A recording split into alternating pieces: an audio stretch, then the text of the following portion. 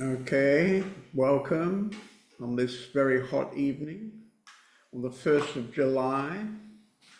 We seem to have Mediterranean weather at the moment, very unexpected in Germany, I would say, very nice. Now everybody's complaining it's too hot. Okay, so today a little exciting thing happened because I was helping Ohm tidy up a bit and we discovered an old manuscript. And this is a joke book. About 5 years ago, I used to always tell a joke in the beginning of satsang, and we collected these jokes. And we decided maybe 4 or 5 years ago they weren't quite good enough to publish. But I'm going to give you a taste tonight of one joke, and when I've had more time to look through, we may in fact now decide to publish it as Open Sky joke book, because actually it feels quite good. And we've also got cartoons, and amazingly these cartoons some years ago were done in color, so we're all ready to print it really, so we may have our own joke book soon. Okay, so I start with this joke. A middle-aged woman has a heart attack and is taken to the hospital. While on the operating table, she has a near-death experience. During that experience, she sees God and asks if this is it. God says no and explains that she has another 30 years to live. Upon her recovery, she decides to just stay in the hospital and have a facelift, lip suction, breast implants, tummy tuck, etc. She even has someone come in and change her hair color. She figures since she's got another 30 years, she might as well make the most of it. She walks out of the hospital after the last operation and is killed by an ambulance speeding by. She arrives in front of God and complains, "I thought you said I had another 30 years. God replies, "Sorry, I didn't recognize you." Ha ha ha. Okay, now we go back to some serious spiritual stuff and we'll do our regular meditation. So sit comfortably. It'll be about 10-12 minutes. So look inside and bring your attention to whatever is the strongest thing happening inside now.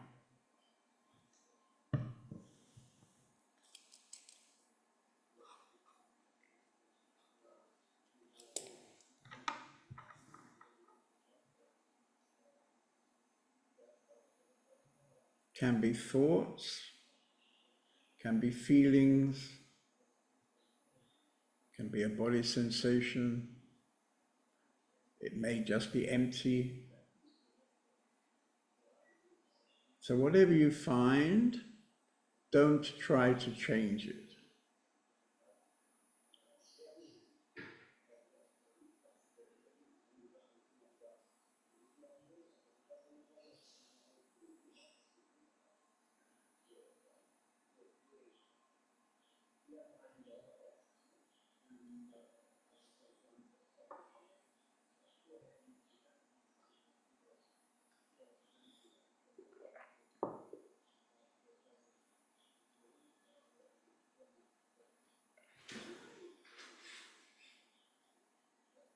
Okay.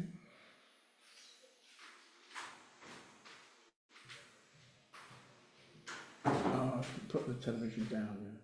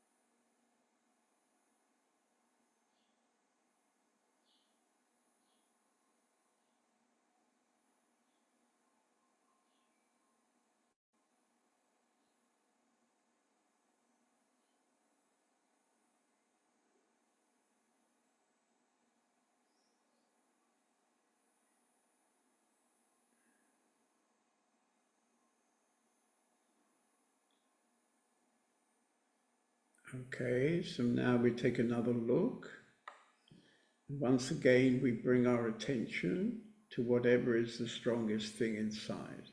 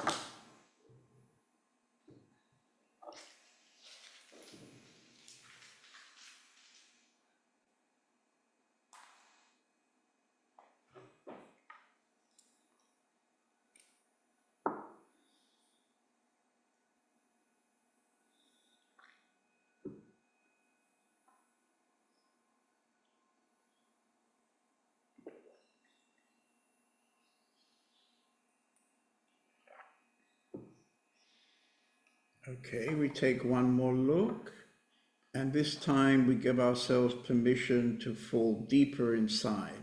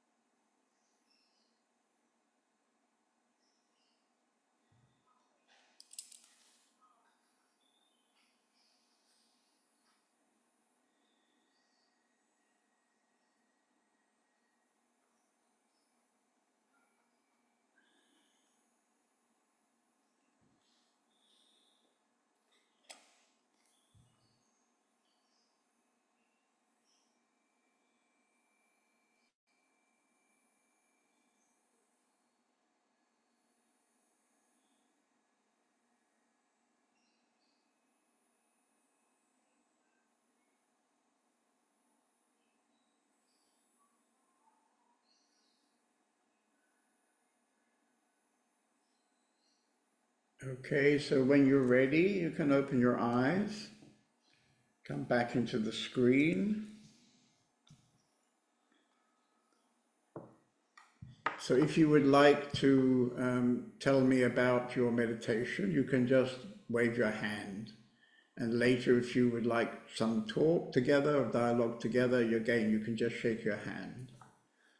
So would somebody like to share their meditation experience?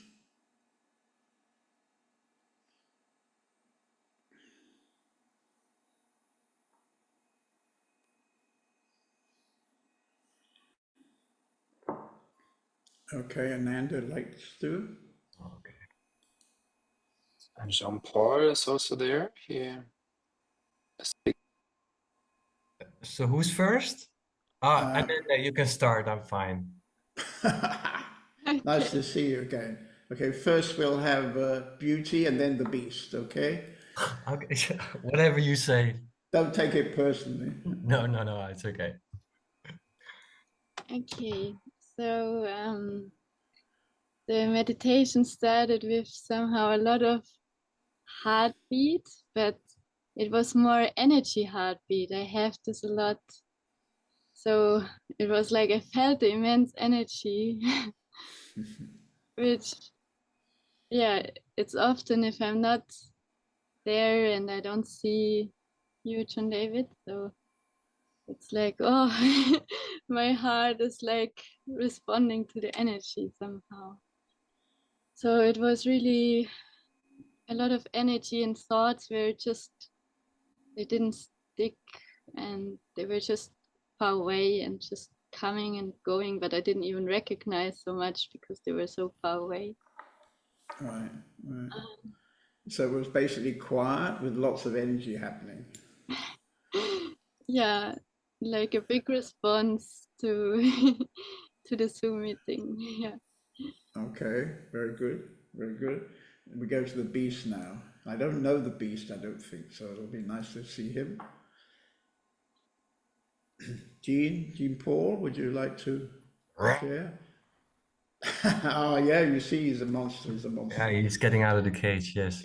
I can see he's got a little pussycat on the wall there. Many pictures of your cat.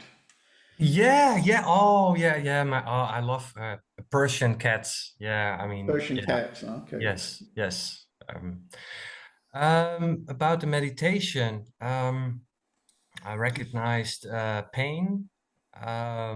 Also, what's it called? The English word. Uh, Resistance. Uh-huh. Okay.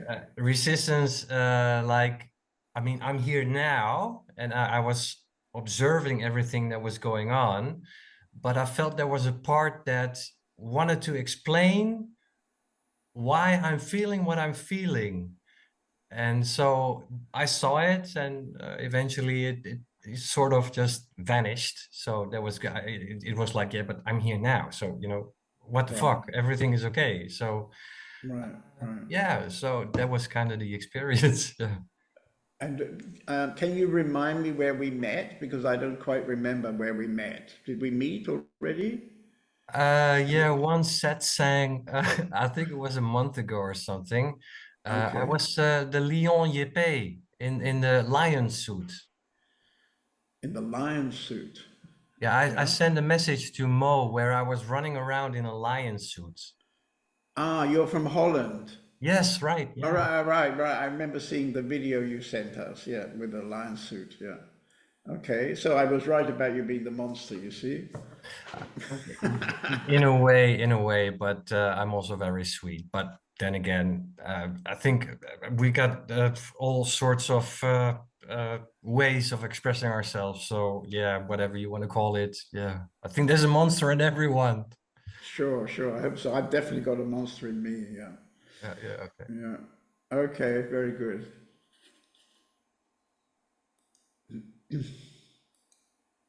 Okay, would somebody else like to share the meditation experience?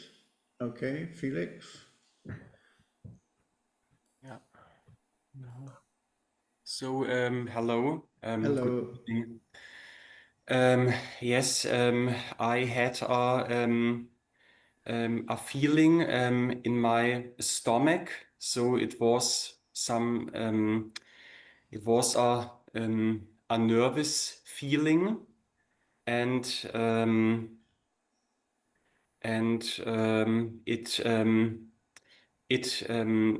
there were some variations of that feeling while the meditation, some little variations, um, and in the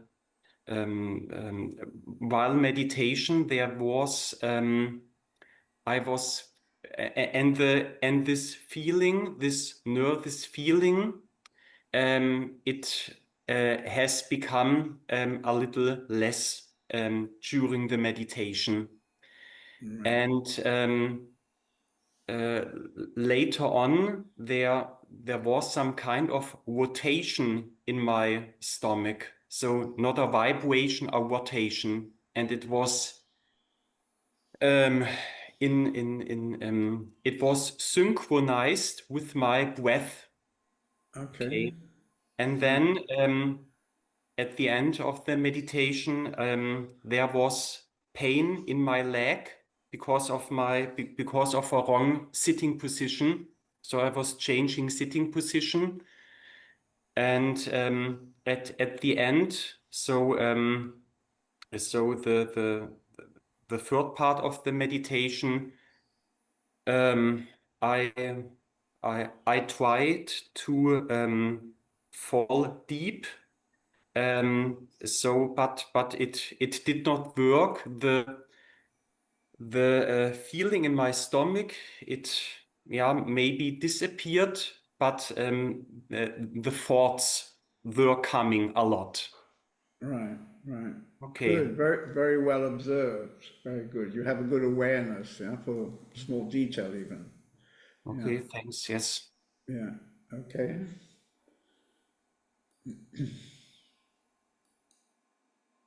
Okay. So So I think I would like to welcome Divya and Arun, because in the last time they decided, both of them, to join the community. And Divya arrived today in a big van with all her goodies. And Arun, I think he hasn't managed to leave since he arrived maybe 6 weeks ago. He was coming for a short time, and then he decided he couldn't leave, and so now he's joining the community from today as a resident, along with Divya. So it's nice to welcome 2 new residents. It's going in a good direction, because the ones who are already in the community, they are aware of working a bit too much at the moment. So we've got a few people who are a little bit tired and exhausted. So having 2 new residents is going to give us a little something good. And yeah. Okay, anybody else like to share something that doesn't have to be the meditation, but we could have a small dialogue before I read out tonight's text? If you have any particular thing you'd like, any personal thing you'd like to talk to me about. Otherwise, we'll go on to the text, which you may have seen by email, I think. Okay, Christoph likes to talk. Go ahead. Ooh. Okay. Yeah, it's Yeah, it's good. Yeah. I mean, Yeah. okay. Yes, I didn't manage to come back yet to hit off. Right, right. Originally, I wanted to take part in one of the workshops, but up to now, I didn't manage to Right. arrive there. What's that? You're now back living with your lady probably, and you don't have so much spare time anymore. It depends. I wanted to have a lot of spare time now, and originally I plan to leave tomorrow for a 3 days retreat in the Alps, in the mountains. Okay. On my own. Right. People I know in the valley there, and I can go there up to hut in the mountains. Really romantic, probably. Right, right. But now my tomcat is heavily injured and will have some surgery tomorrow, and Oh, wow. I decided I don't want to leave, Right. because somebody has to take care of him, and my lady, as you call her, is away too. Right, right. And I'm Well, wondering. I'm calling her your lady because I can't quite remember if you're married or if you're just We're good not friends. married, but we are a Right. couple. Right. Okay. And I'm a little bit pulled down by that right now. Feels like I really want to do that thing, and now this comes in between. The first thing that came in between, that my car is not okay, so I decided to take the train. Now my cat is not okay. Right. I have to stay for some days at least. But I still want to go on the weekend when she's back, when my lady is back. Okay, good. So, oh, something else may happen. There's still a few more days for existence to make it clear that you're not meant to go to the Alps. Yes, or that perhaps that I really have to want to go there and not be distracted by things like that. And if it's 2 days later or 4 days later, I still plan. I still think it'll work out. Okay. Yes. So I remember when you were here in the community, I made a comment to you which upset you a lot, because I called you perhaps somebody who's like a wet wood, you know, and it takes a long time to get wet wood really excited and involved, you know. But obviously if you're rushing around to Europe to huts in the mountains, then maybe that wasn't really a fair comment. I don't know. I've done a 2 weeks retreat in Spain already 2 years ago. It was more comfortable than this one will probably be, because it was at a Buddhist center where you have a hut somewhere up in the mountains, some 100 meters away from the center, and you get food, so you don't have to cook on your own. You just have all the time for sitting and meditating, or just sitting, or Right. What you're saying reminds me that many years ago, when I was living in Japan, so it means about 40 years ago, more than that, 45 years ago, I visited South Korea. And in those days, South Korea was still a pretty simple, undeveloped country. And they had many beautiful temples, or I think they call them temples, but they might have been on the edge of being monasteries. And there was one in particular where many Western people went and stayed. And they had a hut, as you're describing, that was up higher away from the temple. And there was a story that there was a man who regularly would go to this hut, but he had the problem that when he sat for longer times, he would fall asleep and his chin would kind of come down. Yeah. So he developed the idea of putting a sharpened stick under his chin, so that if his chin came down, he'd get a little prick and then kind of wake up and sit up again. And that story was somehow at that time was very powerful for me, because I felt this must be a really, serious meditator. And I was kind of a bit impressed by the story. But I have to admit that I've never myself felt the need of a sharp stick under my neck. well, I think about that because that happens to me too. Right. Yeah. No, Yeah.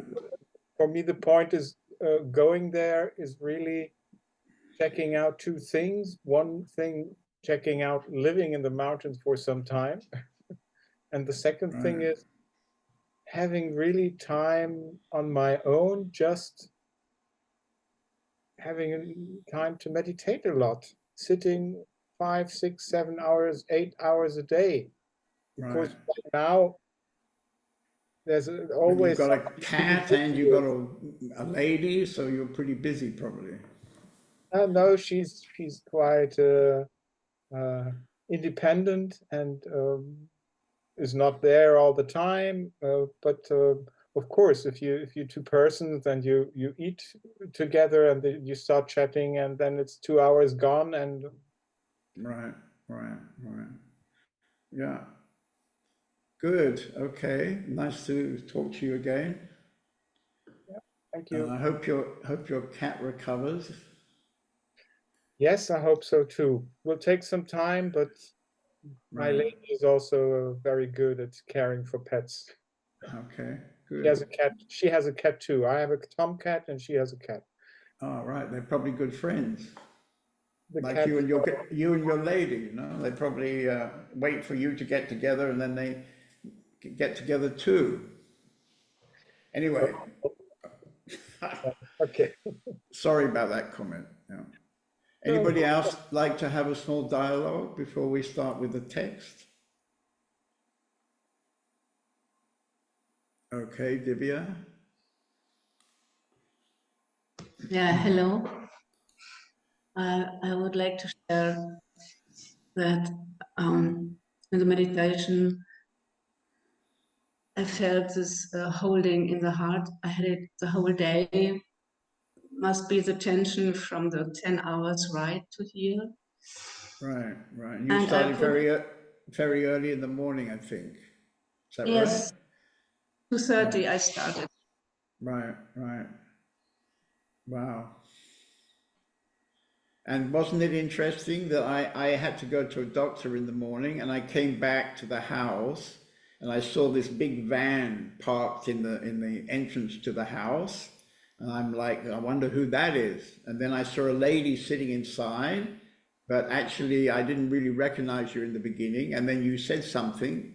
And then I think I said to you, oh, do I know you? Or did we meet recently or something? And then I realized that, you know, it was Divya driving with her belongings to join the community. So that was a nice meeting. Yeah.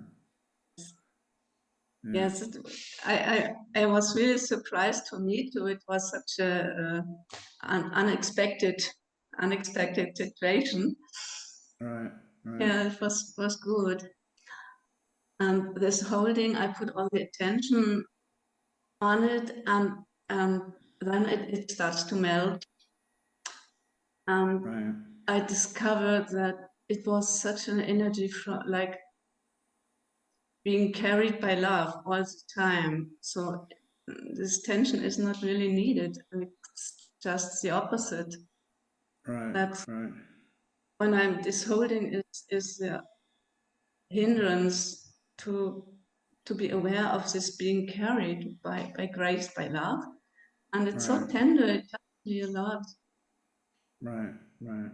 Yeah, it's very beautiful to live in that way. Yeah. It's To interesting. be with Divya has been living in another spiritual community for about 20 years. And recently she decided she needed a change and she came to visit us. And the love that you're talking about took you over, I think, and gave you the strength to get up at early morning and drive a big van all the way through Germany to come here. And then we met in that moment when you arrived, and it was kind of a sweet moment. yes. Okay, welcome. Yeah. Thank You gotta you. have a good sleep tonight, you know. We don't expect you in the early morning meditation. You can have the morning off, you know, have a good sleep. Thank you. Okay. Yeah. Good. So anybody else likes to, we have a little bit more time, we can dialogue with one more person if there's something.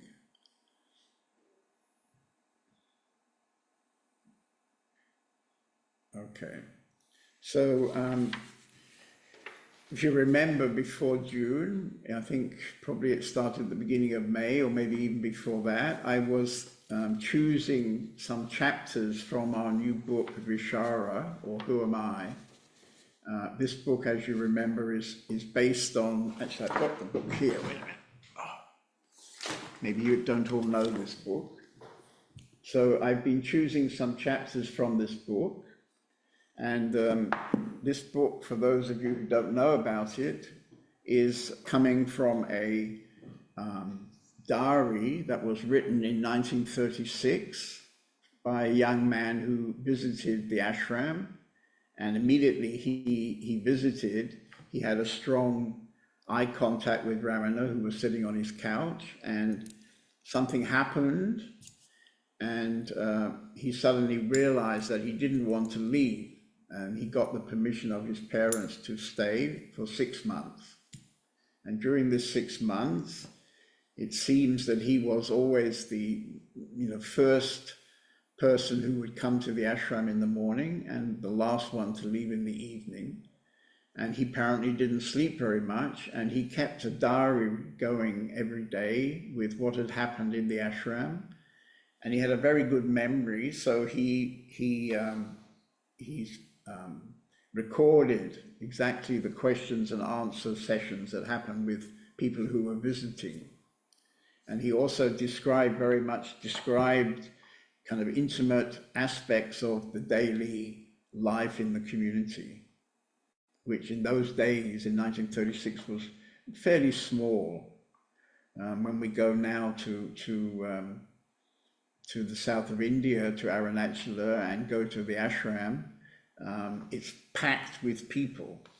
But in those days, in 1936, it was a very simple, mainly bamboo hut, small ashram, and around was a kind of jungle, you could say, and not that many people. Actually, quite a few people were living in the ashram. Okay, so this particular text is from the 7th of July, if you want to look up in the German edition. Oh, we haven't got a German edition yet, ha ha ha. I don't know what Indira is doing sitting in this meeting. She should be busy translating it into German. Anyway, so this is about spiritual practice. And the question was, what is the ultimate purpose of a man's life? To find an answer to the question of why am I apparently limited to and therefore by a body, could it really be possible that I am nothing more? This question finally resolves itself into the question of who am I? Who is apparently bound by this limitation of being or carrying a body?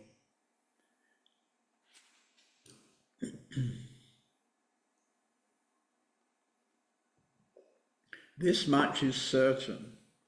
One who foolishly takes his bodily existence for granted, who thinks that it is inevitable that he is in fact born, will never succeed in the quest, no matter what penance he might perform. Only the unborn can know the unborn. The unborn knows itself only, that is, it knows no birth or death. The intellectual understanding that the bodily existence is futile, undesirable, useless, is the very first step towards realization. If you accept the existence of limitations, any spiritual practice performed will have precisely only one result. It will make the ego grow stronger and stronger and stronger. One who wants to transcend limitation should cease to imagine himself to be limited. That will do. Yes, it indeed is as simple as that. Instead of simply giving up the unreal, people want to do spiritual practice to eradicate it. Is that not funny? So I think for, Western people, and we're all on this Zoom meeting tonight, we're all Western people, this is not completely easy, because I think most of us are completely conditioned to believe that we are born, because anyway in our family we get a lot of attention as a baby, and as we grow up, maybe we have brothers and sisters, they also get the same kind of attention. So we're brought up very much to be attached to our body and to believe, I am my body. And of course, when you start to do some kind of inquiry, one of the first things that happens during regular meditation is that you can start to have experiences which suggest that you are not limited to the body, that you're, in a sense, more than the body, or different from the body, or maybe out of the body. I mean, very often we consider that, I am here in the body, that's me. But as you go deeper and deeper into the meditation and into the inquiry of who am I, you discover that that's simply not true. And in fact, we are something else, and this something else is not defined by the body or limited by the body. And this happens by existence giving us some kind of experiences which you could say are out-of-body experiences. Several people in the community have had strong spiritual moments when later they've said, well, it was clear to me that I wasn't in my body, or I'm not my body. So these moments when we have some sort of taste, if you like, that we're not the body, gives us an opportunity to gradually, as we're able, to exist without, if you like, being attached so much to the body. And Ramana is saying very clearly the intellectual understanding that the bodily existence is futile, undesirable, useless, is the very first step towards realization. So would anybody like to have a dialogue about that? It's quite a strong statement.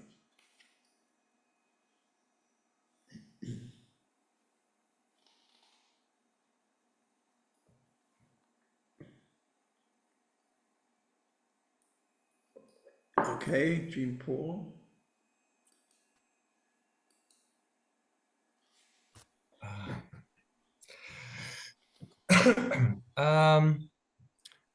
The statement, what you were saying about that the body is useless, feels a bit like a contradiction to me. I mean, I understand that I'm not my body, Right.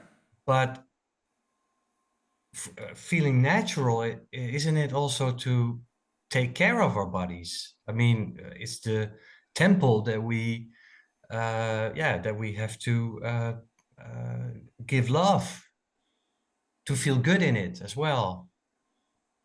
So that feels a little bit like how do you say it? The contradiction. Right, right. Paradox, perhaps. Yeah. Yeah. I mean, I think what you're saying, of course, we can all agree is true. You know, like right now I'm a little thirsty, so I'm going to drink some water out of this glass, and I need my body to manage that. You know, I have an arm that picks up the cup and brings it to my mouth, and then I take care of the need of the body to have some water. You know? But that doesn't mean that I'm the body. It means I have a body, but it doesn't mean I am this body. And I think if I would consider my years of meditation, in the beginning, for sure, I was completely believing I was the body. And through regular meditation in an ashram in India, I started to have experiences that made me question that understanding. And I would say it took quite a few years before there was enough understanding that there was no more how can I say, there was no more strong thoughts that made me believe that I was limited to the body. And over my years of living in an ashram and taking part in ashram activities and so on, doing a lot of meditation, there were many moments where suddenly it was clear I was not just the body, but something, I remember, for example, one moment when I had gone to do Sufi whirling. And maybe you've tried it. You can stand and the music gives you the energy to go round. You put your arms out and you find yourself turning a bit like a top, you know, a little wooden thing that goes round and round, and you go round and round. And I was enjoying this very much. I used to go regularly to that particular Sufi whirling meditation. And there was one day when it was being led by a good friend of mine. And as I was whirling, I was quite good at whirling, and I used to play with my arms because if you put your arms out and in, you can control the speed which you're turning. And then suddenly she came from behind and grabbed my waist strongly, and I found myself going out of my body. I was kind of carrying on around, and I kind of corkscrew out and found myself standing on the top of my head. And I saw that, or felt I was completely out of my body. And then maybe at some moment there was some fear. I don't really remember what happened, but there was something that happened which then suddenly brought me back into my body. And this was one of many, how can I say, indications, small indications that, you know, it gradually, if you like, existence proves to me clearly that I have a body, but I'm not this body. Yeah. Okay, but it's just because I got triggered when you said our body was wasteless or something. That's the word that you use, but Well, this is not my quotation. This was coming in a dialogue between Ramana Maharshi and somebody who was questioning him. And of course, he was always talking in a very absolute way. mhm. Yeah. I mean, No, he used, I understand in what you're saying because I experienced it sort of same wise because I'm a dancer. I got paid for that in the past, and the moment because I'm an entertainer, the moment I start dancing, I feel like I'm connecting to a source, and it's almost like I vanish. I'm just there, and I'm just moving my body, and everything goes by itself. I just get right, into a flow, and I can do that for hours and hours and hours. Well, I got a little bit older, but you know, like maybe 2 hours, you know, right, but the next day I can really feel like, oh fuck, it really, really hurts. It's like then I really have to recover longer. So it's almost like now when I have to dance, not for money or getting paid for it, but just maybe for fun, that I somehow have to take it a little bit more easier because I know if I take it a little bit more easier, even and I can still enjoy it, then the next day my body is feeling a little bit better, and I love that more. right, right. So No, I it mean, feels like a cooperation with me, who's in my body. But right. I understand what you are saying. Yeah, when I lived in Osho Rajneesh's ashram, every night at 7 o'clock, he gave a darshan, and a few people were invited to this darshan with him. And after some years, he decided that he would turn out the light of the whole ashram. So this made his personal meeting with the people invited to his darshan, it made it very intense. But outside of his meeting, there was a large group. Most of the ashram population would go to a dance. There would be dancing every evening. So he would be having this darshan, and at the same time there would be a live band, and everybody would go and dance. And so this was very energetic, yeah. And then he would turn out the light, and all the lights of the ashram would go out, and so everybody then would be dancing in the darkness, if you like. And so there might have been 1,000 people dancing in this big meditation space without any light, yeah. And this was somehow very, very particular, very strong experience because most of the people were dancing alone, you know, they weren't dancing with somebody. It wasn't that kind of dancing. It was the kind of dancing where, you know, there was the live music and everybody danced alone, and they experienced whatever there was to experience. And many times I very quickly came into a kind of flow like you're describing, where in a way there was nobody dancing. You could say there's nobody dancing. In the beginning of the evening dancing, there was John David dancing, and you know, maybe he had some thoughts and so on, but quite quickly there was just a space and an energy, and the dance was happening. Probably you've many times experienced that as a dancer. And then of course it becomes timeless. You can go on because you come into a certain kind of flow, and you become very much, how can I say, you're very much connected to the music. And in a way there's nobody dancing. You can say nobody dancing. But of course, in another way, there is a body dancing. But, you know, in a sense, you can say, in the paradox, if you like, you can say nobody's dancing. And this moment when it changes from somebody dancing to nobody dancing is often very, very beautiful. It's how can I say, there is a kind of special flow, a feeling of the flow that happens. And if you're a dancer, I'm sure you know that very well. Yeah. So the core thing of what you were saying when you started your conversation is how we can um, get get the identification with our body loose. You're I right. mean, I know it conceptually, and sometimes I experience it, but the body still feels pretty intimate. But it's not, of course, as intimate as all that is. But I think the only way for me as a person or to experience on a deeper level that I'm not my body, I think training is the most important thing to get there. What do you mean by training? Well, what you said, like you were at the ashram and every day over and over have a structure in meditation and Right, the energy around with people that yeah, so you can observe more, so to say. right, right. I wouldn't personally use the word training. I mean, spiritual practice perhaps, but in a way, the greater the understanding that comes through years of meditation or whatever, it has its own flow.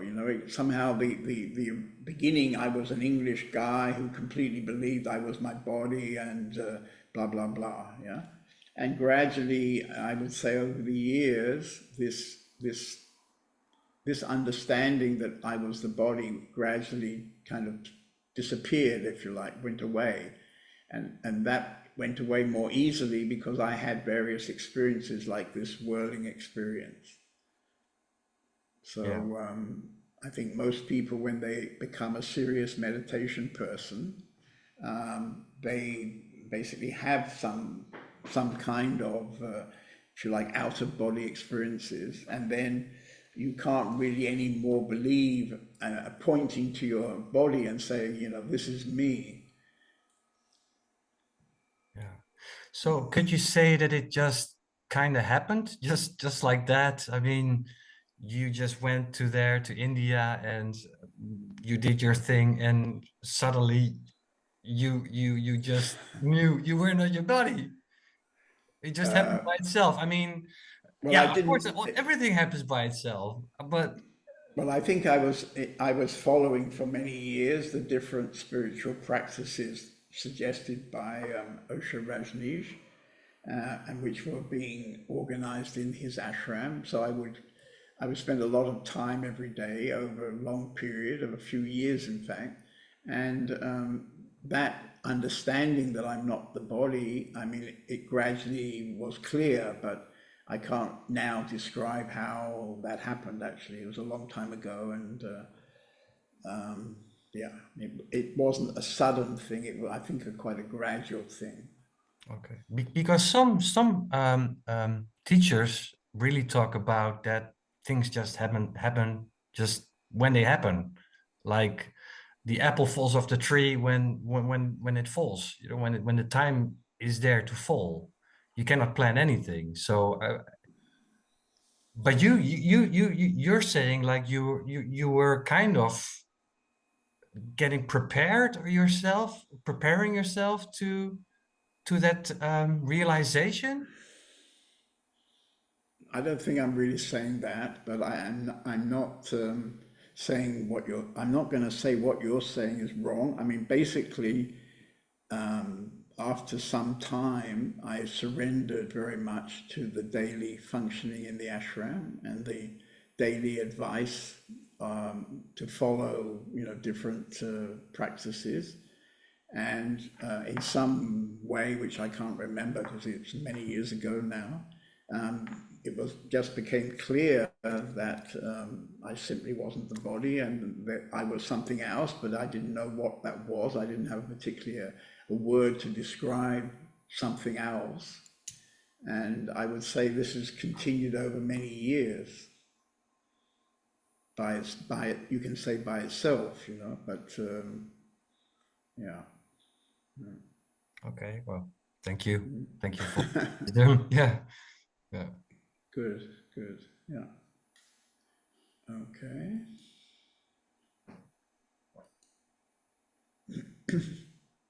Okay, we have Christoph again.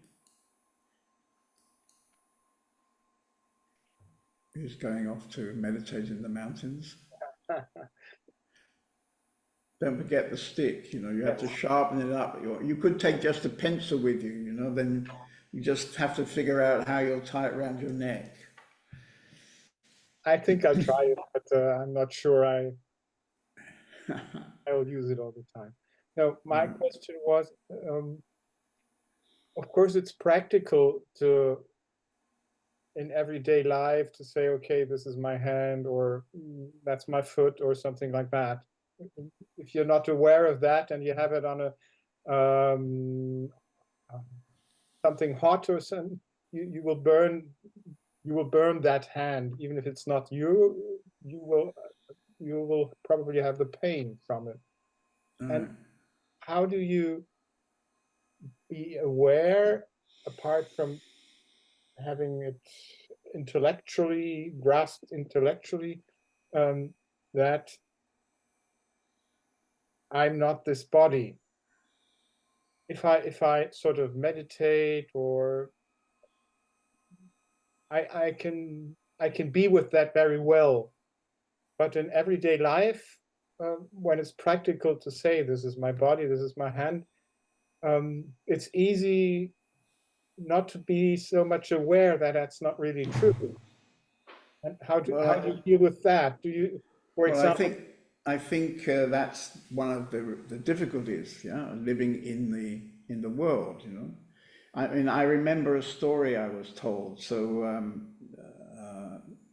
spiritual teacher, and I think she was a woman actually, told me the story that she was staying up in the Himalayas, and nearby there was a man who'd been there for, you know, an old man who'd been very much there for a long time.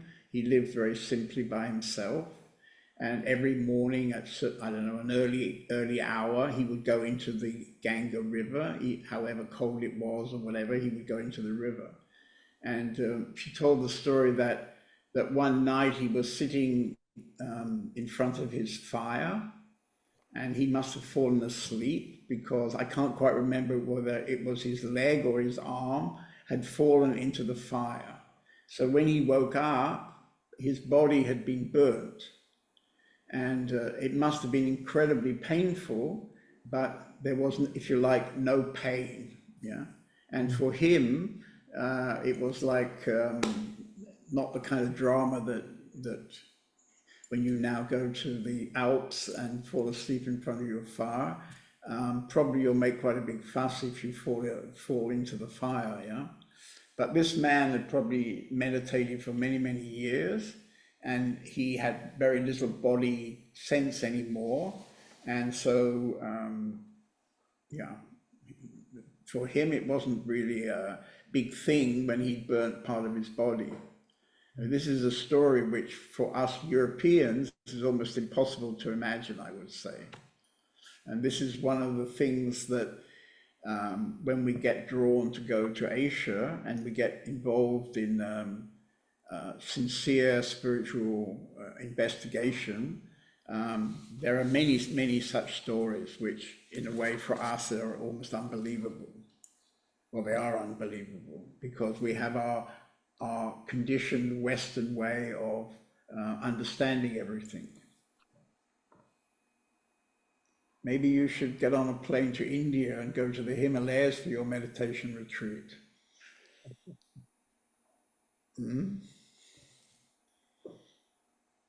Have you thought of that? Yes.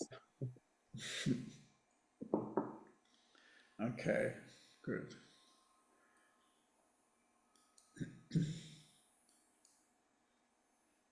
Okay, Felix, you'd like to?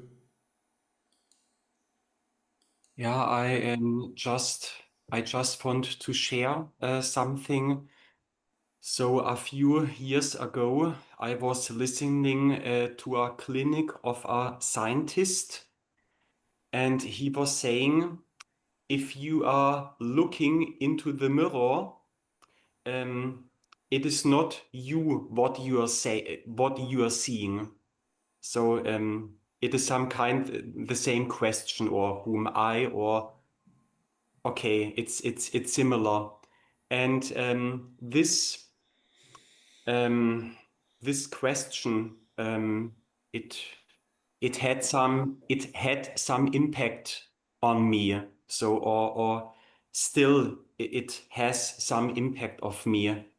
And so my feeling is, yeah, it is a little bit strange, or maybe I'm a little bit shocked, or it is a feeling of maybe misunderstanding. And so the funny thing is, so in every day, I think everybody is standing in front of a mirror. And so sometimes I'm standing in front of the mirror, for example, brushing my teeth, and then I start this question to me. So it's this: the body in the mirror, is this me? Right, right. Okay. And I don't know whether you've ever tried this, but if, for example, you put quite a large mirror on the floor, and you sit in front of that mirror, and maybe have a candle, so that the light that you see in the mirror is not exactly constant, but a little bit flickering.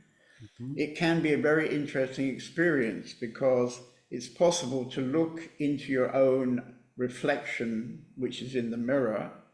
And if you stay very still, various strange things can happen. And one of the strangest things is that suddenly you realize you can't see you can't see your head anymore. It's like your head disappears. Also, it's possible that you find your face changing. You can become different at different ages. You might become old, you might become very young. And so as you look in the mirror, if you stay very silent and have this candle to kind of, so it doesn't get completely, without a candle, you can come to the point where you don't know which is me and which is my reflection, kind of, it's a bit, can be a bit strange, but with a candle, it keeps it clear what is in the mirror and what is here. But it would be very easy for you to do that, and because of what I know about you, it's quite possible you might find yourself disappearing.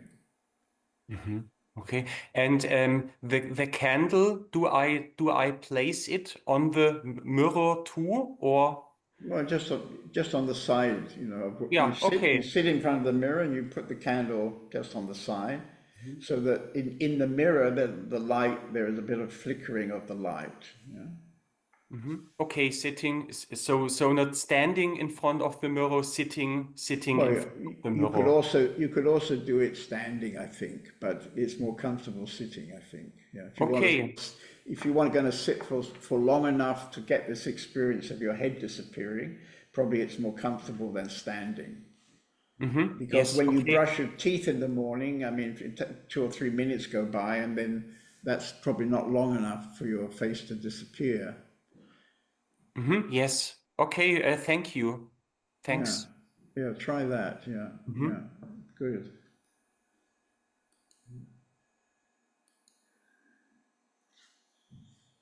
Wow. Okay. It's very nice that we have such a lot of. Okay, Kailash. I think it's a very funny, because this morning I was looking myself in the mirror, and I started to see some gray hair in my hair, and then I said, what is going to happen to this body when I'm not there anymore? And we all will become ashes at the end, for sure. Right. But still, there is this flow, as you say, which I think is existence, that possibility to enjoy this moment. As we get age, then we start noticing how the body change. but still we're not the body, and you know it's very different how we perceive our body ourselves. Like, you know, if you put a snake in front of you, the snake will not see the body you can see in the mirror. The snake will only see different heat waves, you know, and colors. Right, right. This is the way they perceive the world. So, you know, I think your shape, this body, it looks different depending on who looks at it. Right, right, right. But there's something at the end that is this flow, this existence that is there. Right, right. And that's very impressive. Yeah. Are you still meditating regularly? Yes, I do. Yeah. Yeah. I try to do at least, you know, half an hour a day per day. Right, right. Good. Yeah, yeah. Good. Good to talk to you again. We've had a bit of a break for June. I guess I had a retreat, that's right. I was having a retreat in Denia, and then Yeah. other things happened. I can't remember really. Yeah, yeah. Good. Oh, we're going to see you this weekend, I think, aren't we? Yeah, I'll be there on Friday. Ah, very good. Yeah, yeah. Okay. Actually, I wanted to say something about the Sangha group, so you reminded me. Wait a minute, I go back to the gallery. Okay. Yeah, I just wanted, I mean, most of you know about the Sangha group, but I would just say a few words to underline the value of this group. So I have a group here in Hitov, which in fact has been running for about 21 years, amazingly. So when I first came to Europe, after being a long time in India and out of Europe, out of England, I was traveling around in Germany and visiting many towns. There was a lot of interest in those days, and I had lots of meetings, met many people. And I was sitting on the train one night, and I realized that in one way, what I was doing was, you know, kind of a good way to share. But it felt to me a pity that often I would only go to a particular town maybe twice a year. And I thought, well, for those people who are really more interested, it would be nice to have a group that would meet, I decided every 3 months. And so I created this idea of a Sangha group. I was sitting on the train, and I remember that in those days I had a very good memory. I don't have any good memory anymore, but in those days I could simply sit in the train and I wrote down 40 names of people I had met over the last months who I felt a heart connection with. So there were 40 people, and I invited these 40 people to come for a particular weekend. It was actually in Leipzig, because in those days the person who organized for me lived in Leipzig, and she arranged a hall, and I invited this 40 people to come to the meeting that weekend. And amazingly, about 35 people out of the 40 came. And it was very energetic, because in those days I was probably different, and maybe the energy here in Europe or in Germany was different. So there was a lot of interest somehow in having this group. And so that's how it started, very sort of spontaneously. And it's been going every 3 months, well, roughly every 3 months for nearly over 20 years now. And of course, there aren't any more left. The people who started it with me have a long time disappeared, most of them. But then it goes because people join and people leave, and the value of the group hasn't changed, I would say. So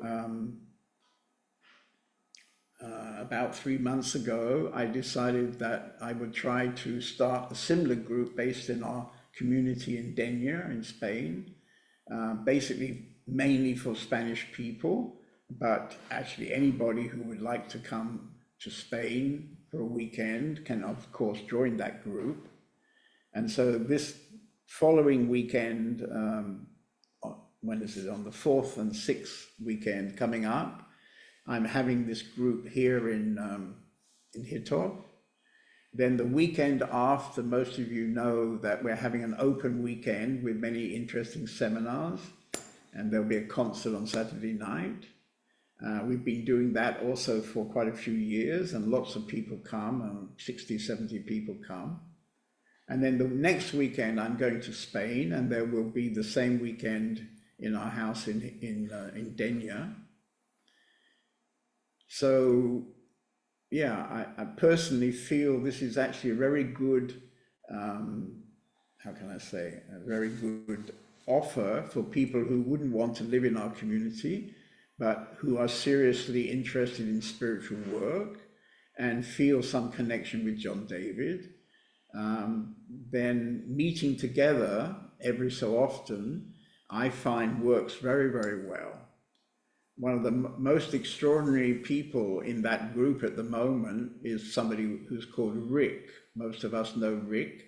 He's an older man from Holland, and he has a problem with his walking. It's not so easy for him to walk, and actually it's not so easy for him to talk. But he's been coming now, I would say, for maybe 5 years, I think.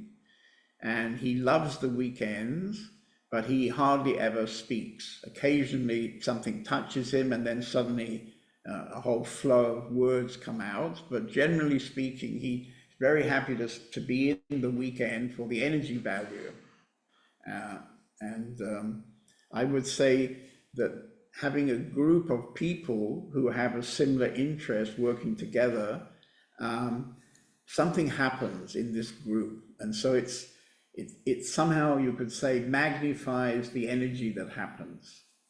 So how that works exactly, I don't really know, but yeah, nearly all of you tonight are part of one or other of my groups. Some of you from Spain, some of you from Hito. And I would, those of you who maybe could be interested, you can talk to Indira about that. So this is quite a good, how can I say, quite a good way to be involved, but not involved in the way of actually living in a community, which is probably too much for many people. Yeah. Okay, so there's another bit of this text. So, yeah, we have some more time. So then there's a question, is spiritual practice not useful? Only if it is done without assuming the existence of limitations. The only useful spiritual practice is the investigation, who am I? Everything else is just release of concept gas, ha ha ha, movement of mental ideas or churning of structures within the mind. Because the existence of limitations is implicitly assumed and accepted. If non-existence limitations are accepted to exist, how can any spiritual practice performed on the basis of that wrong acceptance have any use? And how can such spiritual practice help you to transcend those very limitations? So in Ramana Maharshi's book, I've got that here too, very good. In this little book, most of you know very well, after he explains, I think it's question 11, yeah. So in question 11 in this book, he was asked, what is the means for constantly holding on to the thought, who am I? And he then explains how to do self-inquiry. And then question 12, the next question, he's asked, are there no other means for making the mind still? And he says, other than inquiry, there are no adequate means. If through other means it is sought to control the mind will appear to be controlled, but will again go forth. Through the control of breath also, the mind will become still, but it will be still only so long as the breath remains controlled. And when the breath resumes, the mind also will again start moving and will wander as impelled by residue impressions. The source is the same for both mind and breath. Thought, indeed, is the nature of the mind. So this is kind of a strong, strong statement, yeah. But it seems quite clear that that although Ramana was telling this kind of strong statement, he never particularly would change the practice of somebody who came to talk to him, came to meet him. If somebody came to meet him, then after some time, he might ask that person, do you have a spiritual practice? And being very often Indian people, they might well answer that they're repeating a name of God constantly. For example, my own teacher, Papaji, he was repeating the word Krishna 50,000 times a day. So this is, of course, an amazingly powerful practice. But although there are many such practices, Ramana himself would only suggest self-inquiry. But if somebody had a practice like that, he wouldn't interfere, because he knew that if you're doing a practice like Krishna, Krishna, Krishna, it would come at some point, it would change, and you would be automatically brought to this question of who am I? So there is a story about Papaji, for example, that when he moved from Pakistan to Chennai to take the job of managing an army canteen, until that time, he'd been doing this practice of repeating Krishna all day long. But when he came to Chennai, he found that he couldn't continue that practice. It kind of was impossible for him. It just stopped. And then he went to some ashrams and some gurus in Chennai and asked for their advice. What should he do? And mostly he got the advice, well, you just come and join us and I will teach you, the guru would say, and I'll teach you a new practice. But none of this really convinced him. And then he went to visit Ramana Maharshi, and then the story went on. Actually, I won't tell the whole story, but then the story went on.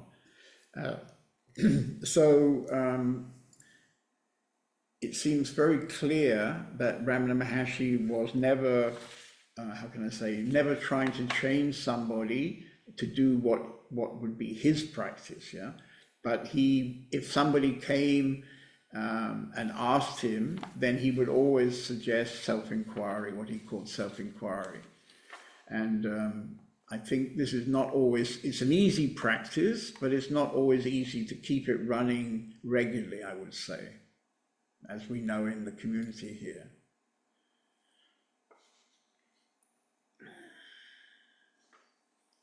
Would anybody else like to discuss about this? The use of spiritual practice?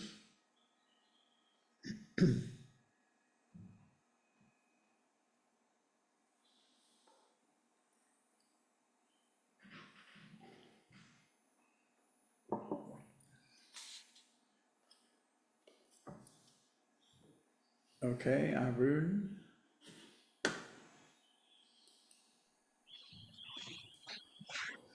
Especially before I came to this community, it was really hard to move the body or to move anywhere, because it didn't feel like fulfilling, or there was always some kind of blockage.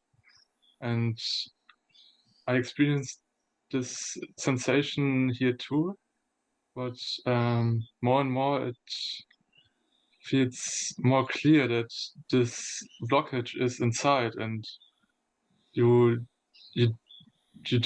don't have to react to the outside, but if you react, you block yourself. But it's just a movement from inside and not what is happening outside. Right. So yeah, But everybody in the community who knows you are looking at you right now as you speak, because right now as you speak, you are very different from how you turned up here about a month ago. Maybe you're also aware of that. Is that yeah, right? Are you yeah, aware that there's been a lot of change from what you describe as being maybe a bit resistant, a bit blocky, and now there's when you start talking, you know, your head is moving and there's a sense of being much more open, actually. Maybe you feel that perhaps, which then when it comes to doing some tasks in the community, it suddenly becomes much easier just to say yes and do that task. And where maybe in the past you might have been a bit resistant about doing kind of simple things like cleaning a room, suddenly that resistance is moving away and you have more and more yes. And as you have more and more yes, the task becomes kind of easier and easier, and there is a kind of flow happens. Have you experienced this? yes, yeah. Yeah, Some tasks are easier and some not yet, but right. take some time. Right. But you can see you haven't been here so long, I think about a month, and you can see that there's actually, we always have this idea we must take photographs of people when they're going to stay longer, you know, but as we don't know exactly who's going to stay, we never get that together because we're a bit too busy. But I mean, probably, yeah, we should consider always taking a little video, not only photo, but a little video. And then, for example, it would be very interesting for you right now to see a little video of how you were 6 weeks ago when you came here. Yeah. I found a photo from the Tantra workshop, Yeah. and yeah, I was amazed how I changed in Denya. I Yeah. was looking at the shared photos sent me, and a Right. big difference. Yeah, Right. Right. And this is the beautiful thing about this is that it carries on, you know.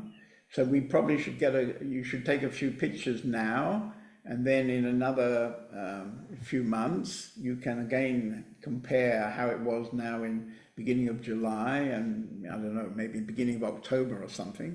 And you'll see again, you know, a marked difference. Now, I remember particularly with Parvati, for example, she's a good example. So when she came to the community, I don't remember exactly, so the story may not be quite right. But anyway, she was kind of recovering from the breakup of her marriage and, I don't know, living maybe alone and so on. Her kids were probably mostly, I guess by then, had left home. And she decided she'd like to come and live in this community. But when she arrived, like you, when you arrived, she was not really so open and not so much in a flow. But then it was amazing because she has this ability to cook very nicely. So she often became the cook. And after some months, it was amazing to see that she got younger and younger. We used to joke with her and say, you know, every few months you become, you know, 5 years younger or something. And now I don't know exactly her age, but I think maybe late 60s. And has an amazing energy because she's now the main cook for the seminar groups that come to our house in Denya or the house here in Hito. And she manages to deal with the shopping, with the planning of the food, the cooking of the food. And I would say we might ask if she's still in the meeting. We could ask her if she still feels how the flow that she's come into living in this community has still supports her. I mean, she has a few maybe small health issues now, and so maybe it's, I don't know, is she there? Let's see if I can, we can find her. Ah, she's there. Would you like to give your own version of this story? Because I'm probably not getting all the details. I think it was good. Most of the things were true. And now I can say that is the energy level is quite high, but the body is not so functioning anymore. Right, right. But what is more growing in this community, to be aware of this and to find new solutions. Right, right. And not to stay in the normal like I ever always did. Right, I right. can say the existence also bring me the people or the whatever is needed that it can change. Right. And it often touches me very much, I must Right, say. like you have this man in Dania who does acupuncture, yeah? Yeah. Mhm. And it used to be, when I was there before, it used to be we would have to go and find him in the town. Yeah. And recently something's changed in his way of operating, and I think now he drives his car to the house, doesn't he? So it's much easier even for you to have some treatment Yeah, with right. him. So it's like existence has Yeah. picked him up and put him in his car, and now he drives right to your yurt. It's amazing. It's Yeah, really amazing. yeah, yeah. And I would like also like to share now about this feeling I'm not the body, because I have 4 years, I had a lot of pain in my body.